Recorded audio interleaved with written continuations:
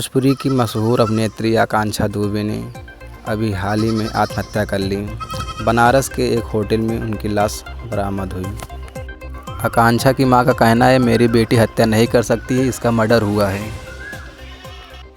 आप लोगों को वीडियो क्लिप दिखाते हैं। तो 3 साल से समर सिंह मेरी लड़की को टॉर्चर करता था। तेरा मर्डर करवा दूंगा। 21 तारीख को धमकी दिया मेरी लड़की को, 25 तारीख को मरवा डाला मेरी लड़की को।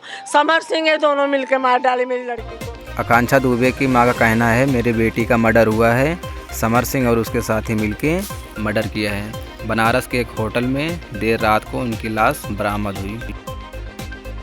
आकांक्षा दुबे का फैन फॉलोइंग लाखों करोड़ों में थी। आकांक्षा दुबे को चाहने वाले बहुत। गाइस, आप लोग अपना राय कमेंट में दे सकते हैं। जो हमको जानकारी थी आप लोगों को बताएं, जो आपको जानकारी हो कमेंट में आप लोग दे सकते हैं। धन्यवाद।